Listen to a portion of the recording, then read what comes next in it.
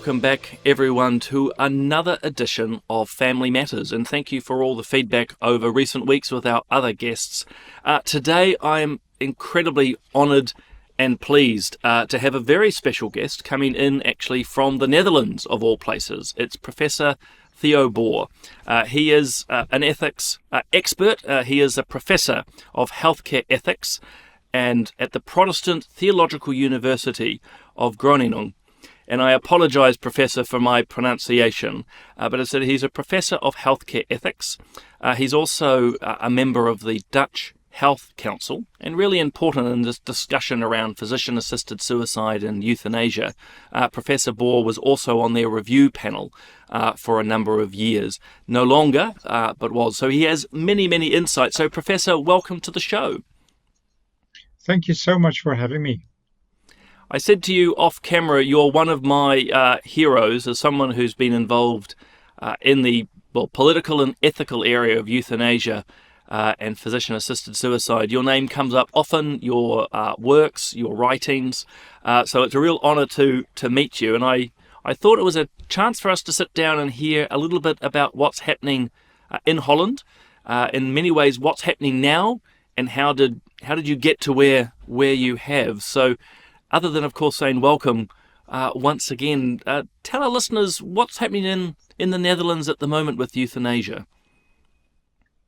Thank you, Simon. Let's say first that I love your country. I was there just for 4 days, unfortunately, but I have 2 nephews living there, and my son was there. So I love this country very much, and we're very much alike, I think, New Zealand and the Netherlands. Now, when it comes to your question about where we are in euthanasia matters, of course, we are the country with the longest experience worldwide. We started out in discussing the topic in the beginning of the 1970s. We formally or informally tolerated it since the mid-1980s.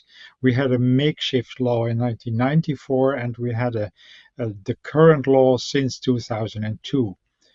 Where we are now is that we are on a yearly basis, we have close to 10,000 euthanasia reports on a total mortality of 160,000, which means that we come close to 6% of all deaths. That is a rapid increase, actually, from let's say the beginning of this century, when the current euthanasia law was put into working. Because at that moment we had about 2,000 cases, and that was stable at that moment, 2,000 cases. But it went about 5 times as high, and we still experience ongoing increase in the numbers. Secondly, not only the numbers have increased, but also the pathologies underlying a euthanasia request. So the traditional euthanasia situation in my country was a patient with a terminal disease, i.e. cancer or a neurological disease or terminal heart failure, and they would have a life expectancy of 2 weeks or a month or so. And what we see now is that in I think it's about 20 or 30% of the cases, death is not immediately imminent. So what I've seen is that from euthanasia being a last resort to prevent a terrible death, which I can understand in a way, it has now shifted to euthanasia becoming a last resort to prevent a terrible life. So that is a very important difference, and you may want to ask questions about those numbers. Definitely, because it sounds like this is something which has grown and developed since, as you said, it was something informal within Dutch society, then it's become formalised through law, but it seems that it's just grown year by year, obviously in numbers, but that scope. You mentioned pathology, so obviously a wider range of conditions are now captured. In fact, we might just start there. What are some of the conditions? Because you mentioned the neurological and the cancer, and most of us would understand that. But are mental health conditions, for example, now a reason to seek euthanasia? Absolutely, yes. The numbers are still relatively low, at least, of course, it depends very much on what your concept of high and low is. But last year in 2023, we had dementia in about 340 cases. And that is, in the most cases, that is dementia in a rather early stage. It was about only 10 that dementia was in a later stage, which means that the persons that were euthanized had no longer a proper understanding of what was going on, but they were euthanized on the basis of an advance directive. I think those about 10 cases a year are among the most difficult cases that a doctor can do, and most doctors actually are very repulsive, very rejective about this. So they, if at all they would euthanize a patient with the dementia, it would have to be in the early stage of dementia where the patient still is able to say, yes, please, I want this and I know what I ask for. So that's dementia, and the number of advanced stage dementia cases is increasing. It started out with a case in 2017 which we call the coffee case, the coffee euthanasia, which was about a lady that had written an advance directive, but she had now come to the nursing home, and she had actually entered the stage that she had described in an advance directive, i.e., when I do no longer recognize my children, if I become incontinent, if I have to be admitted to a nursing home, then I want my doctor to euthanize me. So that stage had come, but at that day, actually, she had a rather miserable life. It has to be said. But at that day, she was actually suggesting that they would go out for dinner at that evening. But they had the doctor, together with her children, had planned to have her wish, her advance wish, honored, and they actually started the euthanasia procedure, but then she resisted and she drew back her arms, and then she had to be kept with more or less some strength by her relatives so that the doctor could finalize the euthanasia procedure. So that was sent to the prosecutor by the euthanasia review committees because they said that this is off limit. We have to have some jurisprudence about this. And it went on and on, and the Supreme Court decided that this was an okay euthanasia because it was done on the basis of her advance directive, and the person that she once was trumps the person that she now has become. So that's a very interesting and, of course, frightening development, because it implicitly means that a person with an advanced stage of dementia is no longer to be considered a person with their own will. So that is the case that was decided in 2019, that case, and since then the number of those cases is growing. Now, the other important branch is euthanasia in psychiatry.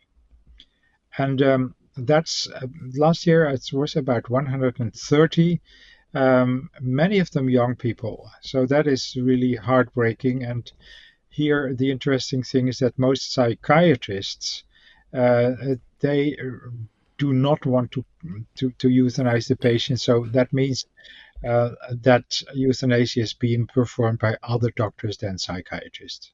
So just jumping back to the elderly lady, so an advance directive, and speaking to you as an ethicist, it strikes me that your courts decided that at the moment of your advance directive, that's the moment of your, and excuse my terminology, but that's when you're the most human, that it sort of puts your humanity on stasis at that particular moment of time. And so what else happens from there doesn't seem to be factored in. I find that an exceptionally scary situation, and it's not to pick on your your courts, but that's a really scary No, but thank idea. you for mentioning that. Yeah, thank you for mentioning that, Simon, because it is bad as it is, but it's not as bad as you think. Because what has to be made sure in those cases is that the patient, by some standards, must also display deep suffering at that moment. Now, in the case of this lady,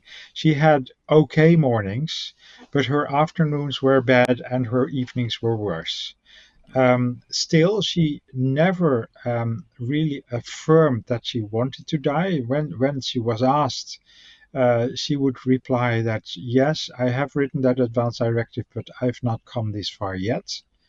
But so there has to be an assessment about the quality of life of that person in the light of what she has written before. So it's not that the doctor says, you have written this before, we'll kill you even if you're a very happy dementia patient. That's the good news. And there's That bad news enough. Yes. it's a relief that it's not as bad as it initially sounded. To me, Yes.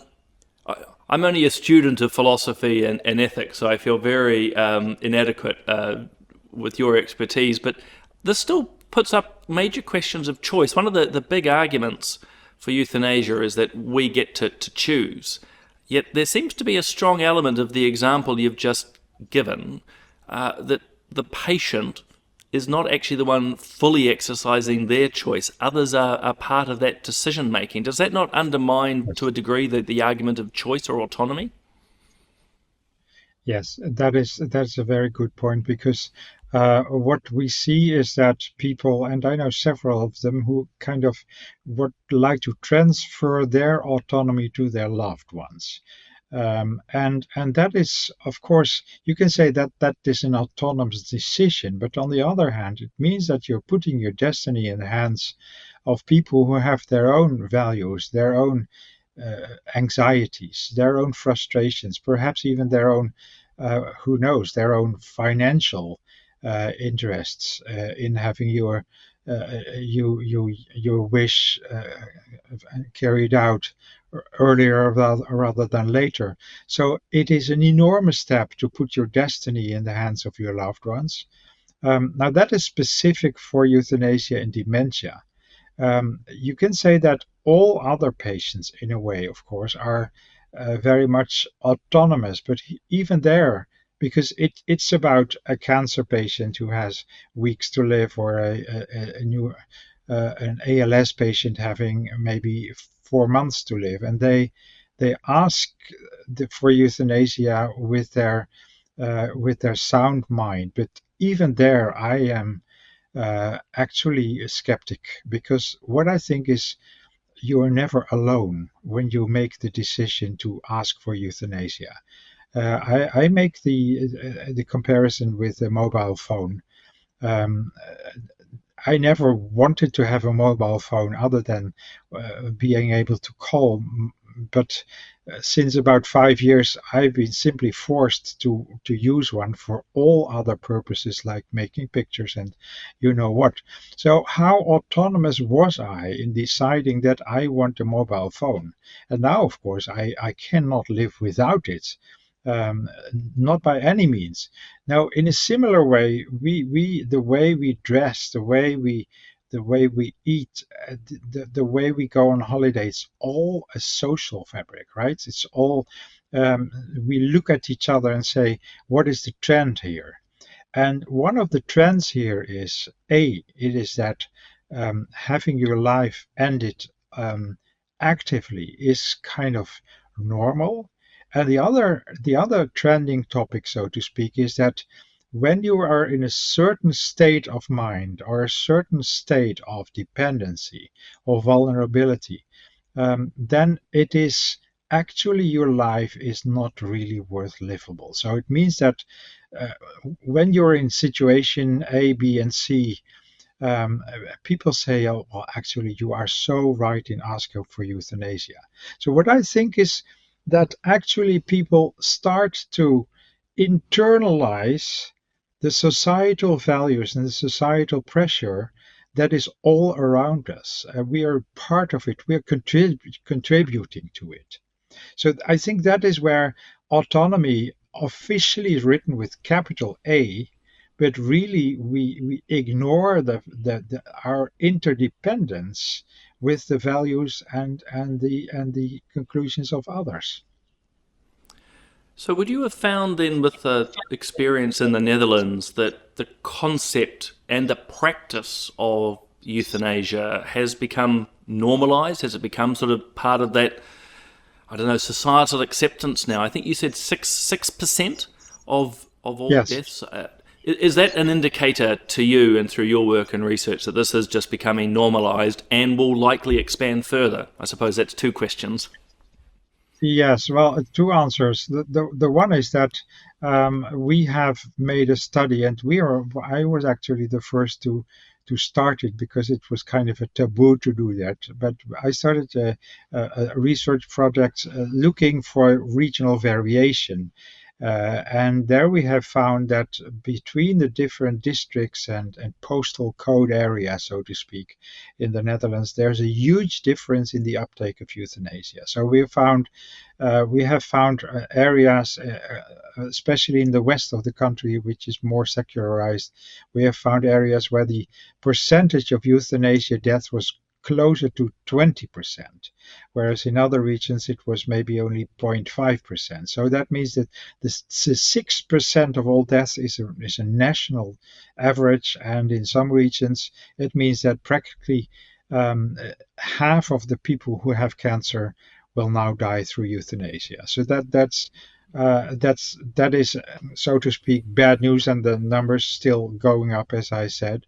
The other thing, however, is that what I see and what gives me hope is that most doctors still have difficulty performing euthanasia. We are now collecting stories, narratives of physicians who have performed euthanasia, and we have now gotten in about 40 narratives, so have come a long way. Most of those stories, even though the doctor says that he or she was standing behind that decision, they still say that this is a very emotional and a very unusual thing to do. And I think that is, of course, correct, because the public generally thinks that euthanasia is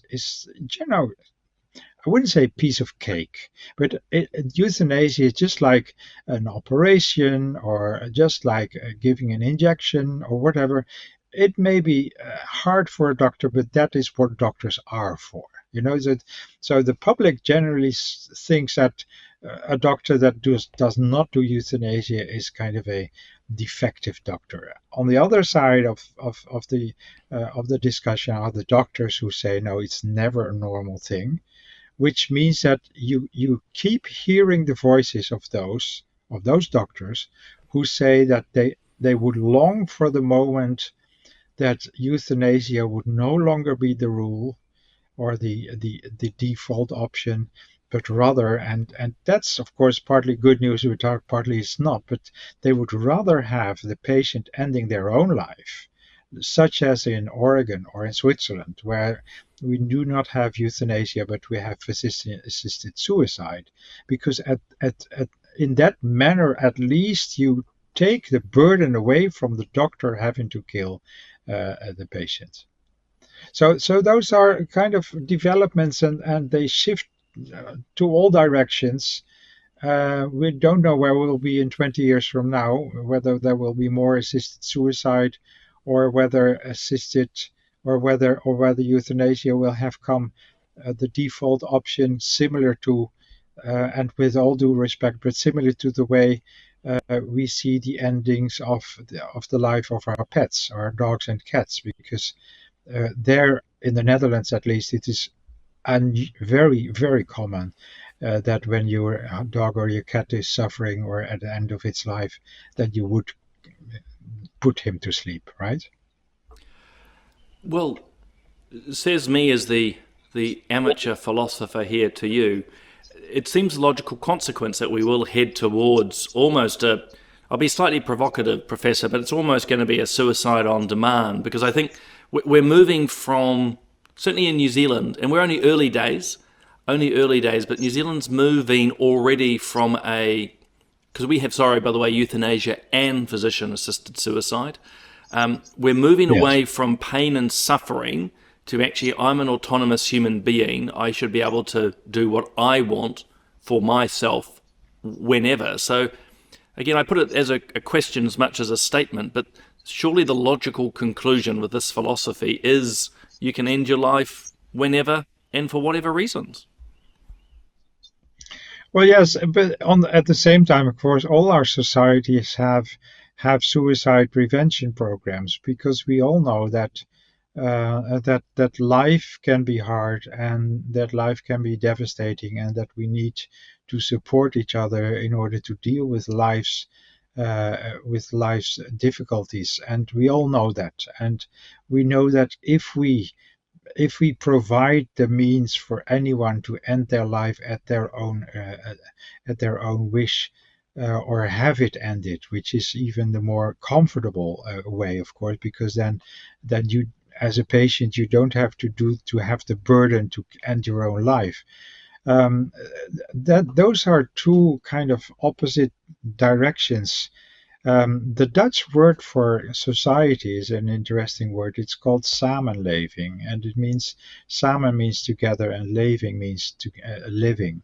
So it means living together, and it means that we have to encourage each other to keep on, and to keep hope, and to do not be seduced into a downward spiral of despair. So I really see both movements. I don't see a society when that a patient can go to their doctor and say, please go end my life. I don't think doctors will tolerate that. So it has to be, at least it has to be a serious medical condition. But then, of course, the point is that the origins of our euthanasia law, which is in the 1970s and 1980s, were in a time that the palliative care was so very uh, badly developed. Um, I know doctors living in the 1980s. I know one who has had to use a pillow, had to use or has used a pillow to end the life of a patient, because there was no medication whatsoever available to ease the suffering. Um, that is heartbreaking, but since then we are 40 years further now, and the palliative care in terms of painkillers and tranquilizers, sedatives, anti um, feeling sick, etc., they have come such a far way that I dare say that if there was any age in which euthanasia was less necessary than now in history, it's the year 2024. We The real reason why people want euthanasia, I'm convinced, is starting to be different than pain. It is loneliness, it is despair, it is meaninglessness, it's care dependence, and is feeling like being a burden for your relatives. And I suppose that's what worries me. I often describe it as something quite existential, as you say. It's separate from particular medical conditions, if you will. It's becoming much more existential. Yeah. And we're seeing in New Zealand, so the Yes. context for us, Professor, is we've got a review of our law. We're coming up to year 3, and there's a review underway. And a little bit like Holland, we're seeing each year more and more people choosing euthanasia. But there's a bit of a push, if I might, in behind the review, with the intention of at least twofold. One, to expand the criteria. At the moment, it's relatively tight. 6-month diagnosis of a very serious cancer, for example. But there's a desire to expand that to include, a bit like Canada, mental health conditions.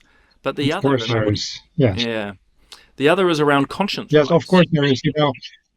Because what you see in almost every country, you see a discourse, what I call a discourse of justice. Why euthanasia for A and not for B? Why for A and B but not for C? Why for A, B, and C and not for D, etc. So we've seen it in Canada. We started out with euthanasia for people in a terminal illness. And then the ink of the euthanasia law wasn't even dry yet. And the first court cases, I was involved on behalf of the Canadian government to testify about what happens if you give up the terminal illness criterion. Well, the point was that there were chronic people ill, and actually I can imagine that having years to live in a miserable condition is much worse than having only 2 weeks to live, right? So that was the Truchon-Gladue case in Montreal, in Quebec, and it was decided that the law would be expanded. However, in that court case, I vividly remember that the advocates of that enlargement of the law said explicitly that those patients were not psychiatric patients. They had been depressed for some period, but they were no longer depressed. They were totally competent. Why was that? Because there was the fear that people would not be competent if they were depressed. However, we now know what has going on in Canada, and thank goodness, I think they are now stepping on the brake. But the point is that they have said, well, actually, why only physical illness, right, and not psychiatric illness? Because frankly, and for me, really, the most heartbreaking cases are actually psychiatric cases, because these people have decades to live. And some of them in utter despair, in utter misery, and they don't have palliative care at their disposal. And they have bad housing, and often they're unemployed, so they cannot afford to go on holiday, or they cannot afford the fancy dinners, and they cannot afford the fancy clothes.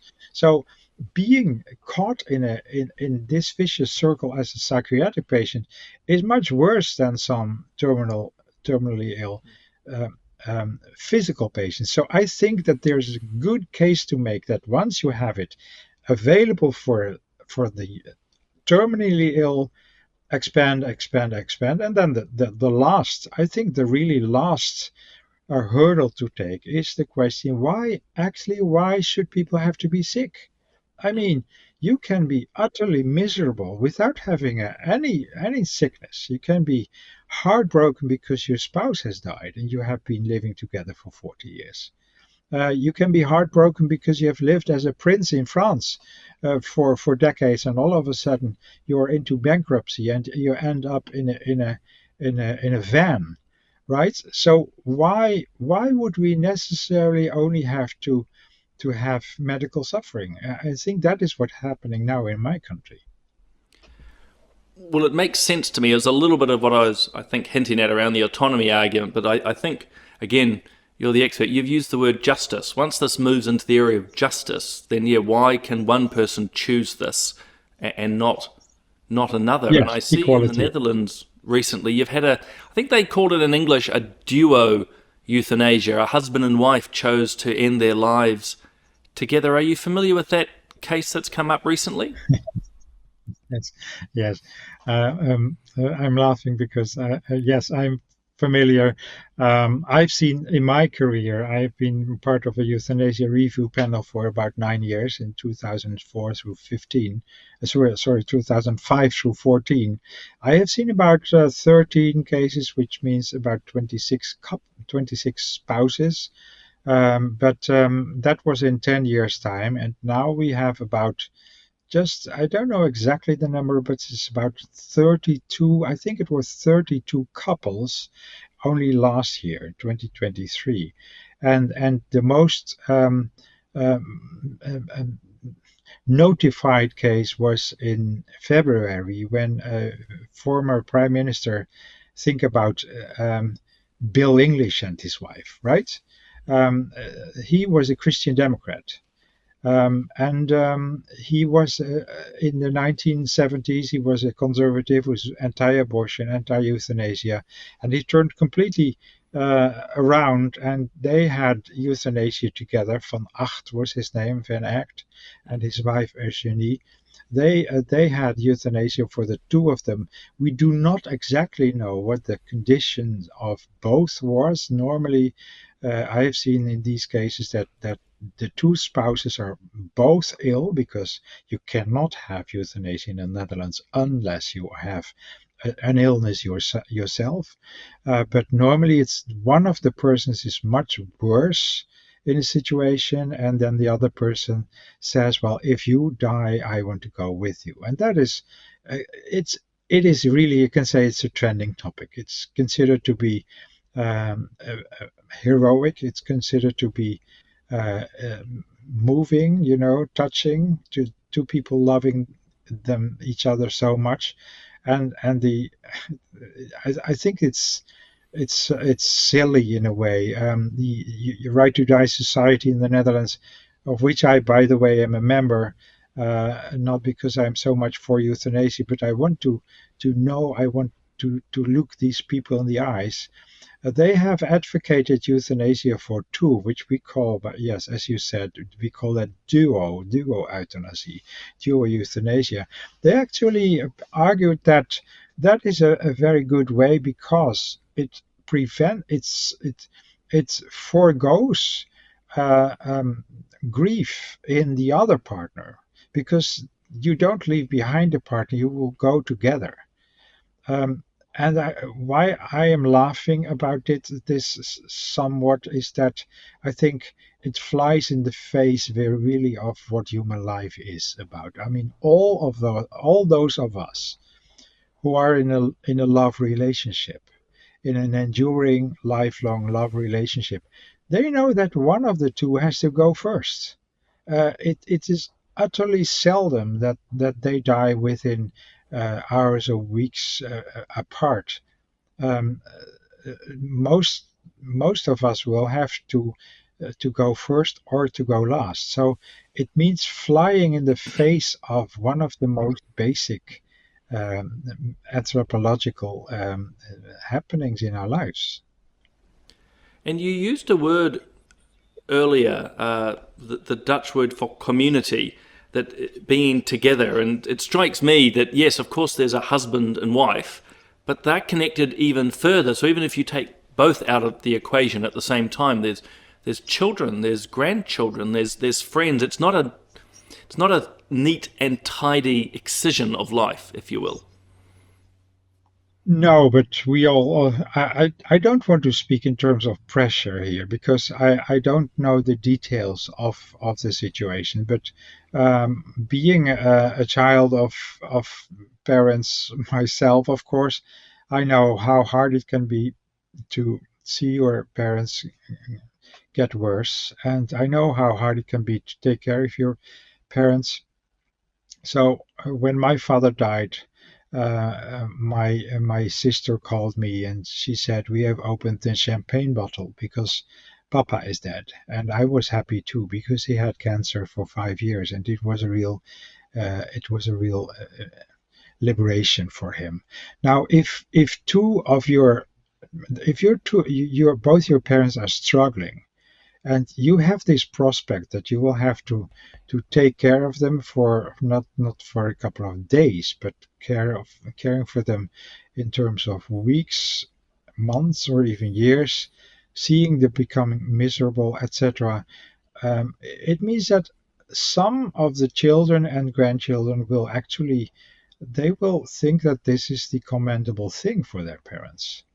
And then, of course, we have had cases where the parents, one or both, when parents want to have euthanasia and they do not want to involve the children in this decision, and they leave the children behind in despair, because the children think that the parents have really abandoned them, and they have left life much too early. They were prepared to care for their parents, but they were left out of the process. So it goes both ways, so to speak.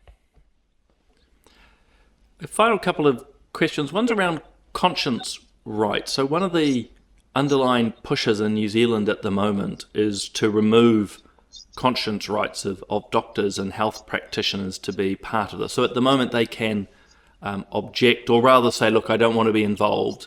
A New Zealand doctor then has to hand that person over to a dedicated group. But a little bit like the Netherlands, very few of New Zealand's medical and health practitioners want to be part of this, but they're wanting to get rid of that conscience right at the simultaneous time they're wanting to expand who can be involved. Do you see that as quite a dangerous move? I mean, basically I'm asking, are conscience rights inviolable? And what's the context in the Netherlands? Are doctors allowed to decline to assist? Yes, they absolutely are. You must realize that in my country, euthanasia is still part of the criminal code. And it means that a doctor that has fulfilled certain criteria, in total is 5 criteria, not very strict criteria, but there's criteria. The doctor that has fulfilled those criteria can go unpunished, which means that there is no obligation. Of course, there's no obligation to do something that is officially illegal. Now, of course, the public thinks that euthanasia is kind of proper medical care. So the public does expect physicians to perform euthanasia. But even the Royal Dutch Medical Association clearly states that there is no obligation on the part of a physician.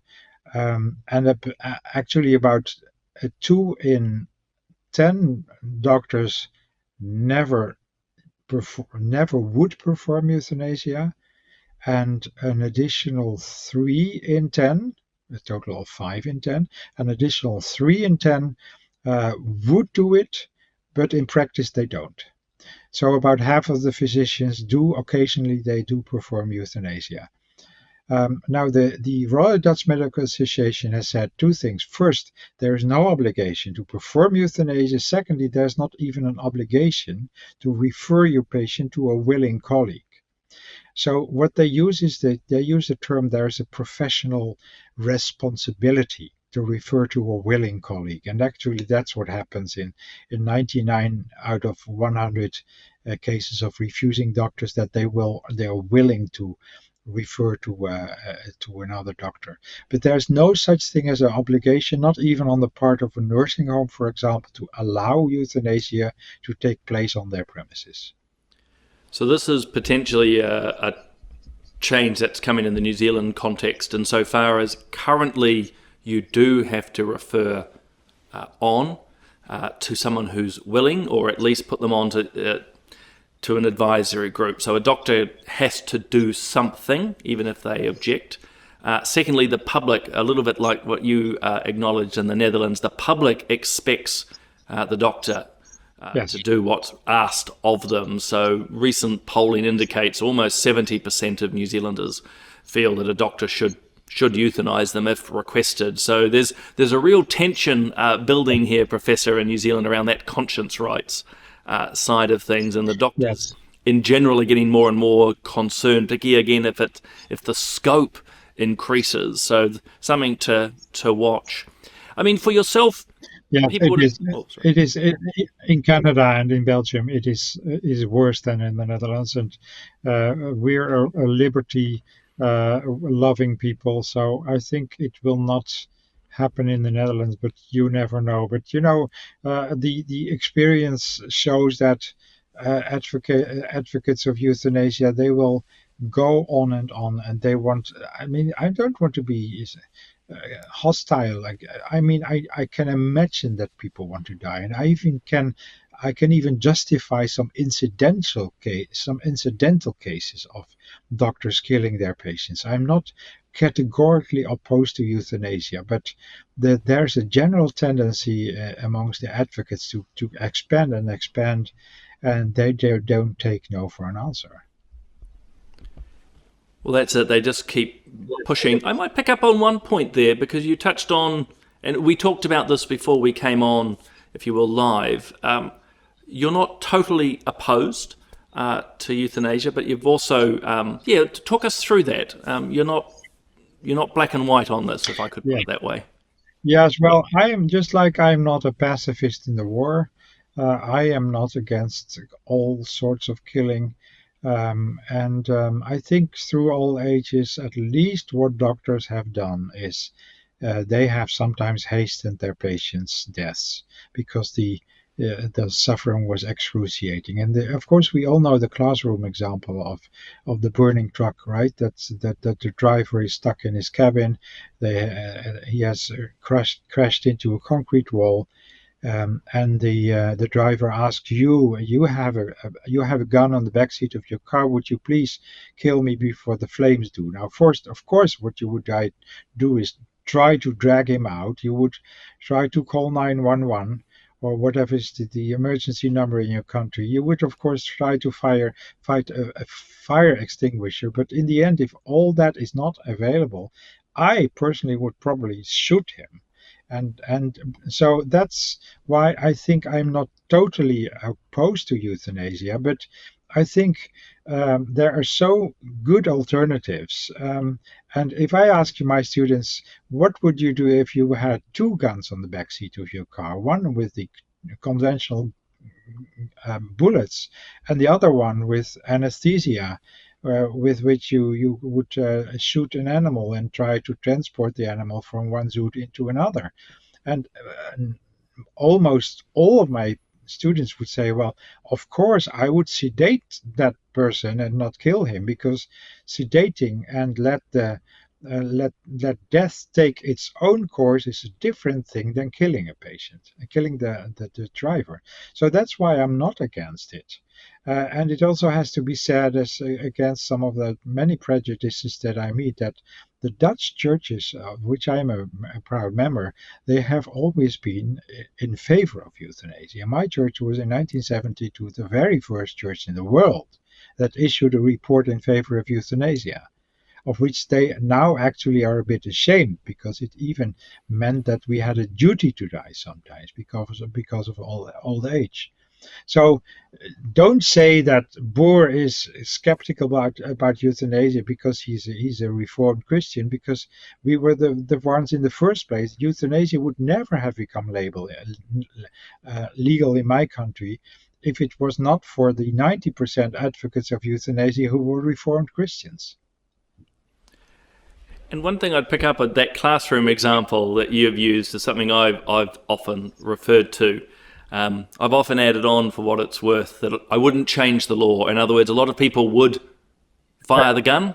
I don't think many would disagree with that. There's a compassionate element there. But yeah, I remember arguing the case that a person could do this, but you don't need to change the law, sort of the exceptional circumstances. Exactly. What has ultimately led you to this, if you will, skeptical approach to euthanasia in your own country? Some will look at your title. You're a professor of ethics at a Protestant university. Is this a faith issue per se? You've referenced the church connection. What has ultimately led you to a skeptical approach to euthanasia? Well, to make sure, I never was a great advocate of euthanasia, but I could imagine the odd occasion when it would be necessary. And then, as a Democrat, there's an overwhelming majority of about 70 to 90%, of course, depending on the questionnaire, of the Dutch people who are in favor of it. So, as a true Democrat, I thought it was wise to legalize euthanasia. And what's more, when I became part of the euthanasia review panel, the numbers actually had started to go down, and the reporting preparedness of doctors to report had gone up, which means that we thought that actually your euthanasia law may help to make the numbers go down and to make the practice more transparent. However, that was only a couple of years, and then the numbers started expanding beyond what anyone really of us had expected. So the conclusion was that if you legalize euthanasia, and that may be the same in New Zealand or Canada or any other countries, a country will need some years to get used to the idea of an orchestrated death. And then once it has become accustomed to it, the real increase will see its onset. So it led me to conclude that the euthanasia law that I saw function in the beginning of this century was not the end of a euthanasia discussion, but only the beginning. I saw that, if you may say so, that supply has created demand. And once I saw that, it makes us enter a circle of despair. I've now become convinced that yes, if you think you have to kill a patient, then I should hope you have the courage to do it. And I also hope you have the courage and the integrity to go to court. And I hope that there will be a compassionate court, making sure that you're not being punished beyond what is proportionate. That's my position at the moment. Oh, well, thank you for sharing that. Well, one last, I suppose it's questionable. As New Zealand moves towards its review, well, basically I ask you, what would be your encouragement to New Zealanders when they think about reviewing the current euthanasia law? I know we're a different country, different culture and so forth, but from your experience as a professor of ethics, what would be your encouragement to New Zealanders listening, and what should they be thinking about as they approach this review? Well, I think I would recommend you to not use the term slippery slope, because a slippery slope is for some reason ethically totally unacceptable. But I would feel, if I were you, I would feel encouraged by having access to the Canadian and the Dutch and the Benelux numbers. I mean, there is in my country, we did not have the numbers of other countries at our disposal. They were not accessible because we were the pioneers. But you have the numbers, and you can now go to the Dutch Euthanasia Review annual reports, and you can read about the increase now in psychiatry and in dementia and in all other kinds of long-term illnesses. So you may have to. You may not need to be as naive as we have been, let's say 10 years ago. Just point at the numbers. In any country that you have in the world, the numbers point in the same direction. That in itself is very good advice. I'd have to share with you, New Zealand likes to constantly reinvent the wheel. But as you're saying, there's a number of other countries. So, Professor, I am so incredibly grateful that you've made the time to come and chat with me and to our watchers and listeners. So thank you very much. And again, it's been an absolute honour to meet you virtually because you are a very strong and articulate thinker in this space. So thank you so much for your time. Thank you so much, Simon, for having me, and all best in your beautiful country. And I hope you will be able to continue being of good use in good discussions with the euthanasia advocates. Well, thank you so much. All best to you.